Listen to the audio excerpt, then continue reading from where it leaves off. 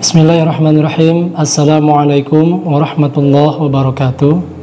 Subhanallah walhamdulillah wa la ilaha illallah wallahu akbar wa la hawla wa la quwwata illa billahil aliyyil azim. Ikhwah fillah rahimakumullah. Sebagai seorang muslim, kita diperintahkan oleh Allah Subhanahu wa taala agar mempersiapkan bekal untuk kehidupan kita di akhirat kelak. Kehidupan yang kekal abadi, kehidupan yang tidak ada lagi kehidupan setelahnya. Allah Subhanahu wa taala berfirman dalam surah Al-Baqarah ayat 197, A'udzu billahi minasyaitonir rajim. Wa tazawwadu fa inna khairaz zadi taqwa wattaquni ya ulil albab. Dan berbekalah kalian wahai manusia, dan sesungguhnya sebaik-baik bekal adalah takwa, dan bertakwalah kepadaku wahai orang-orang yang mempunyai akal. Seorang muslim yang benar-benar mempersiapkan bekal untuk akhiratnya, ia akan senantiasa melaksanakan amal-amal kebaikan dan menjauhi segala dosa dan kemaksiatan. Berbicara tentang amal kebaikan untuk bekal akhirat nanti, ada amal-amal yang tidak dapat ditimbang di hari perhitungan, bukan karena amal tersebut tidak berharga, bukan karena amal tersebut tidak ada nilainya, justru karena amal tersebut begitu besar nilai dan pahalanya di sisi Allah Subhanahu wa taala. Salah satu a'malin laisa lahu mawazinun yaumal qiyamah li'azamatiha. Ada 3 amal yang tidak akan mampu ditimbang di hari perhitungan nanti karena begitu besar pahalanya, sampai-sampai Allah sendirilah yang menentukan besarnya pahala amalan tersebut. Apa ketiga amal itu? Yang pertama yaitu al-afwu 'anin nas, memaafkan kesalahan orang lain. Maaf adalah kata yang mudah diucapkan, namun susah sekali untuk diaplikasikan. Mengapa susah? Karena terkadang apa yang diucapkan oleh mulut kita itu bertolak belakang dengan apa yang ada dalam hati kita. Manusia di dalam hatinya terkadang ada rasa dendam, rasa kecewa, rasa tidak terima, rasa sakit hati atas perbuatan orang lain, dan berbagai perasaan-perasaan lainnya. Hal itulah yang menjadikan kita sebagai manusia terkadang susah untuk memaafkan kesalahan orang lain. Bahkan terkadang kita senantiasa mengutuk apa yang sudah Allah Subhanahu wa taala tentukan dalam hidup kita. Dan itulah yang menjadi alasan mengapa maaf itu begitu berat. Semakin berat sebuah amal, maka semakin besar pula pahalanya. Ikhwah fillah rahimakumullah, ada sebuah kisah yang menarik tentang betapa besarnya pahala memaafkan. Pada suatu hari Rasulullah SAW sedang berkumpul dengan para sahabat. Di tengah perbincangan, beliau terdiam, kemudian matanya berkaca-kaca dan hampir saja beliau meneteskan air mata. Namun tidak lama dari sana, tiba-tiba beliau tertawa ringan, sehingga kondisi itu membuat para sahabat yang melihatnya penasaran. Akhirnya sahabat Umar bin Khattab radhiyallahu an bertanya kepada Rasulullah SAW, "Ya Rasulullah, sungguh aku melihatmu terdiam sejenak, kemudian matamu berkaca-kaca seakan-akan engkau menahan tangisan. Namun tiba-tiba engkau tertawa ringan. Ada apa gerangan ya Rasulullah?" Kemudian Rasulullah SAW menjawab, "Wahai Umar, wahai para sahabatku, Barusan aku diberitahu salah satu kondisi di akhirat, di mana di akhirat nanti akan ada dua orang yang duduk bersimpuh, menundukkan kepala di hadapan Allah Subhanahu wa Ta'ala. Kemudian salah satu di antara kedua orang tersebut mengadu kepada Allah Subhanahu wa Ta'ala, "Ya Rabb, ambillah kebaikan dari orang ini dan berikanlah kebaikan itu kepadaku. Sesungguhnya orang ini ketika di dunia sering berbuat zalim kepadaku. Aku tidak terima, ya Rabb. Ambillah kebaikannya dan berikanlah kepadaku." Kemudian Allah Subhanahu wa Ta'ala berkata kepada orang yang mengadu tadi, "Wahai fulan, bagaimana mungkin engkau bisa mendapatkan kebaikan darinya, sementara tidak ada sedikit pun kebaikan yang tersisa dalam dirinya?" Orang yang mengadu tadi berkata, "Ya Rabb, jika memang tidak ada kebaikan lagi dalam dirinya, maka ambillah dosa-dosaku dan berikanlah kepadanya." Sampai di sini Rasulullah SAW matanya berkaca-kaca, tidak kuat menahan air mata. Sungguh pada hari itu adalah hari yang sangat mencekam, hari di mana semua manusia saling menuntut. Anak menuntut orang tuanya, istri menuntut suaminya, saudara menuntut saudaranya, satu dan lainnya saling menuntut. Sungguh pada hari itu semua manusia ingin agar dosa-dosanya dipikul oleh orang lain. Kemudian Rasulullah SAW melanjutkan kisahnya. Mendengar pengaduan dari orang tersebut, Allah Subhanahu wa Ta'ala kemudian berkata, "Wahai fulan, angkat kepalamu."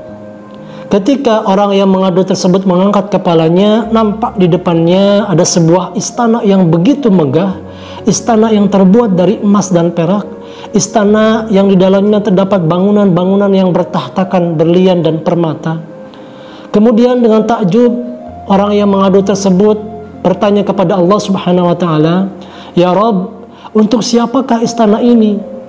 Untuk nabi yang manakah istana ini? Untuk orang jujur yang manakah istana ini, ya Rabb? Untuk syuhada yang manakah istana ini, ya Rabb?" Kemudian Allah Subhanahu wa Ta'ala menjawab, "Istana ini untuk orang yang mampu membayar harganya."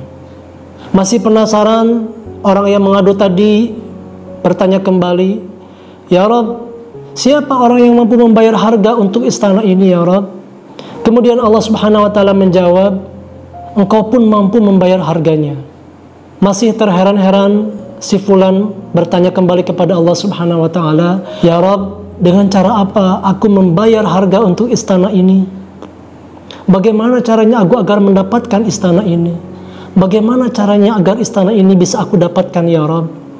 Kemudian Allah Subhanahu wa Ta'ala berkata kepada orang yang mengadu tadi, "Engkau bisa mendapatkan istana ini dengan cara engkau maafkan kesalahan saudaramu. Engkau maafkan kesalahan semua orang yang telah menzalimimu. Engkau maafkan kesalahan orang tuamu. Engkau maafkan kesalahan anakmu. Engkau maafkan kesalahan saudara-saudaramu.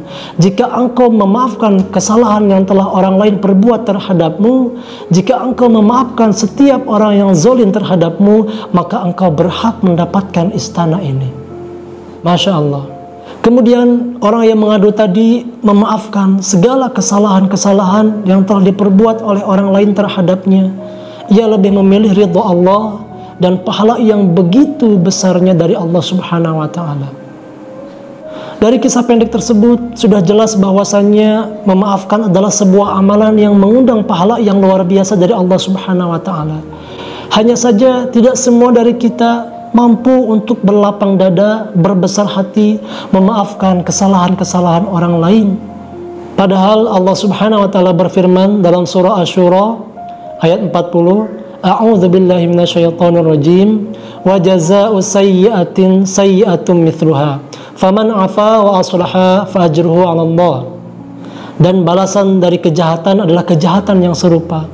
Barang siapa yang memaafkan dan berbuat baik, maka pahalanya adalah tanggungan Allah Subhanahu wa Ta'ala. Pahala yang begitu besar, pahala yang tak terbatas nilainya, sampai-sampai tidak akan mampu ditimbang di hari perhitungan nanti. Ikhwafillah rahimakumullah. Kemudian amalan yang kedua yang tidak akan masuk timbangan di hari perhitungan nanti adalah as-sabru, yaitu sabar. Sabar adalah sebuah amalan yang berat dilaksanakan, terutama bagi mereka-mereka yang senantiasa putus asa. Oleh karena itu Allah Subhanahu wa taala menegaskan dalam Al-Qur'an, "Wala nabluwannakum bisyai'in minal khaufi wal ju' wa naqsin minal amwali wal anfusi wath thamarat wa basyiris sabirin." Banyak sekali ujian yang Allah berikan dalam hidup kita, namun orang-orang yang lulus, orang-orang yang nantinya akan berbahagia adalah orang-orang yang bersabar. Siapa mereka yang bersabar? Alladzina idza asabathum musibah qalu inna lillahi wa inna ilaihi raji'un. Orang-orang yang bersabar adalah orang-orang yang tahu betul, orang-orang yang faham betul bahwa nanti ia akan kembali kepada Allah Subhanahu wa taala, bahwa segala urusannya di dunia akan selesai dan nanti akan diminta pertanggungjawabannya di akhirat. Bahwa apapun yang terjadi pada dirinya di dunia, semua adalah atas kehendak Allah Subhanahu wa taala. Bahagia atau sengsara, senang atau sedih, semua adalah ujian Allah Subhanahu wa taala. Oleh karena itu orang-orang yang bersabar adalah mereka-mereka yang senantiasa hidupnya bertawakal kepada Allah Subhanahu wa taala sembari melaksanakan segala kebaikan-kebaikan dan menjauhi segala keburukan-keburukan. Allah Subhanahu wa taala berfirman dalam surah Az-Zumar ayat 10, A'udzu billahi minasyaitonir rajim. Innama yuwaffas sabiruna ajrahum bighairi hisab. Sesungguhnya hanya orang yang bersabarlah yang pahalanya tak terbatas. Allah berikan kemuliaan, Allah berikan balasan berupa pahala yang tak terbatas bagi orang-orang yang mampu bersabar. Bersabar di sini bukan hanya sekedar bersabar ketika mendapatkan musibah, namun bersabar dalam segala hal yang memang bentuknya adalah ujian, termasuk bersabar ketika mengerjakan amal ibadah, bersabar ketika kita melaksanakan amal-amal kebaikan, dan bersabar ketika kita harus menjauhi segala nafsu syahwat dan dosa perdosaan. Ikhwafillah rahimakumullah, para rasul, para nabi, mereka adalah orang-orang yang diuji oleh Allah Subhanahu wa taala. Ujiannya bahkan melebihi ujian yang kita rasakan.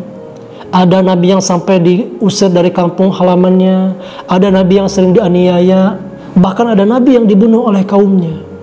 Kemudian kita mengenal ada nabi-nabi yang diberi gelar dengan ulul azmi, orang-orang yang begitu bersabar luar biasa, mereka yang mempunyai azam yang kuat, mereka yang mempunyai tekad yang kuat, sampai-sampai kesabarannya benar-benar diabadikan.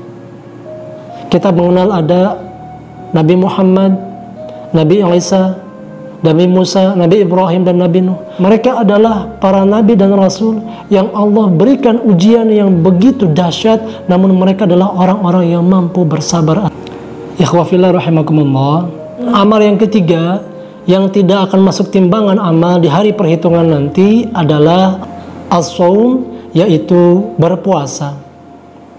Allah Subhanahu wa taala berfirman dalam hadis qudsinya, "Kullu amali ibni Adam lahu illa shaum, fa innahu li wa ana ajzi bi."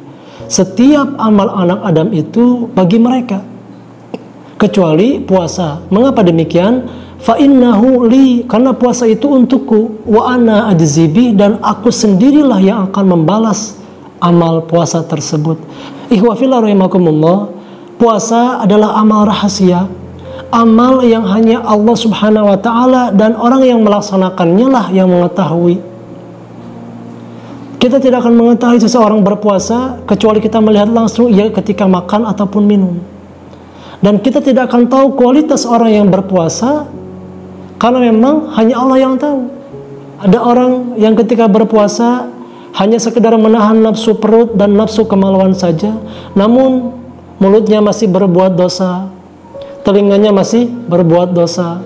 Sehingga pantaslah puasa ini disebut dengan amalan rahasia, amalan yang hanya Allah Subhanahu wa taala yang tahu kualitas orang-orang yang mengamalkan amalan tersebut. Ihwafillah rahimakumullah. Kemudian di akhirat nanti akan dipanggil oleh Allah Subhanahu wa taala, manakah orang-orang, manakah kaum-kaum, manakah golongan-golongan yang pahalanya ditanggung oleh Allah Subhanahu wa taala. Kemudian berkumpullah mereka, orang-orang yang mampu memaafkan kesalahan orang lain, orang-orang yang bersabar, dan orang-orang yang senantiasa menjalankan ibadah puasa, orang-orang yang senantiasa mengamalkan ibadah puasa. Mudah-mudahan kita semua tergolong orang-orang yang dipanggil dengan panggilan tersebut, sehingga kita mampu mendapatkan karunia dan ridho Allah Subhanahu wa Ta'ala beserta pahala yang begitu luar biasa yang sudah Allah janjikan kepada kita semua. Wallahu a'lam bishawab. Khudh ma safa wa da' ma qadar. Billahi taufiq wal hidayah. Wassalamualaikum warahmatullahi wabarakatuh.